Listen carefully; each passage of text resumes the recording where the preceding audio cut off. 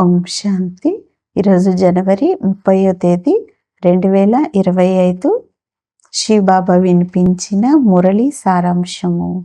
మధురమైన పిల్లలు, ఈ పాత ప్రపంచంలో ఎటువంటి సారము లేదు, కావున మీరు దీనిపై మనస్సును పెట్టుకోకూడదు.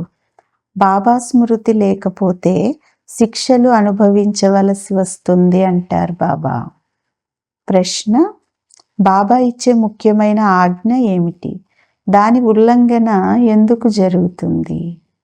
సమాధానం: మీరు ఎవరి నుండి సేవ తీసుకోకూడదు, ఎందుకంటే మీరు స్వయమే సేవకులు. ఇది బాబా ఆజ్ఞ. కానీ దేహాభిమానం కారణంగా బాబా ఇచ్చేటటువంటి ఈ ఆజ్ఞని ఉల్లంఘిస్తారు. మీరు ఇక్కడ సుఖాన్ని తీసుకుంటే అక్కడ సుఖం తగ్గిపోతుంది. చాలామంది పిల్లలు మేము స్వతంత్రంగా ఉంటామని అంటారు, కానీ మీరందరూ కూడా తండ్రిపై ఆధారపడి ఉన్నారు అంటున్నారు బాబా. పాట: హృదయం యొక్క ఆధారం అనేది తెగిపోకూడదు. మంచిది. మధురాతి మధురమైన అపురూపమైన పిల్లలకు తల్లి తండ్రి బాప్దాదాల యొక్క ప్రియ స్మృతులు మరియు గుడ్ మార్నింగ్. ఆత్మిక తండ్రి ఆత్మిక పిల్లలకు నమస్తే.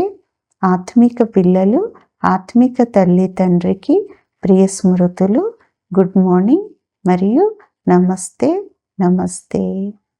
ధారణ కొరకు ముఖ్యమైన సారం. మొదటి పాయింట్: ఒకసారి ఏదన్నా ఒక తప్పు జరిగితే వెంటనే చెవులు పట్టుకోవాలి. మళ్ళీ ఆ తప్పు జరగకూడదు. ఎప్పుడు దేహ అహంకారంలోకి రాకూడదు. జ్ఞానంలో ప్రావీణ్యులుగా అంతర్ముఖులుగా ఉండాలి అంటున్నారు బాబా. రెండవ పాయింట్: సత్యమైన పితావ్రతులుగా అవ్వాలి. జీవిస్తూనే బలి అవ్వాలి. ఎవరిపైన మనస్సును పెట్టుకోకూడదు.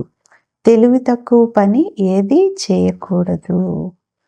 ఈరోజు వరదానం: వియోగమునకు సదాకాలం కొరకు వీడ్కోలు ఇచ్చేవారు స్నేహి స్వరూప భవ. వరదానం యొక్క వివరణ: స్నేహితులకు ఏది ఇష్టమో అదే స్నేహం చేసేవారికి కూడా ఇష్టమవుతుంది. ఇదే స్నేహానికి అంటే స్నేహం యొక్క స్వరూపము. నడవటం, తినటం, త్రాగటం, ఉండటం స్నేహితుడి మనస్సుకి నచ్చినట్లుగా ఉంటారు. కావున ఏ సంకల్పం లేక కర్మను చేసినా ఇది స్నేహితుడైన తండ్రి మనస్సుకు నచ్చిన విధంగా ఉందా అని మొదట ఆలోచించండి. ఇటువంటి సత్యమైన స్నేహులుగా అయినట్లయితే నిరంతర యోగులుగా, సహజ యోగులుగా అయిపోతారు.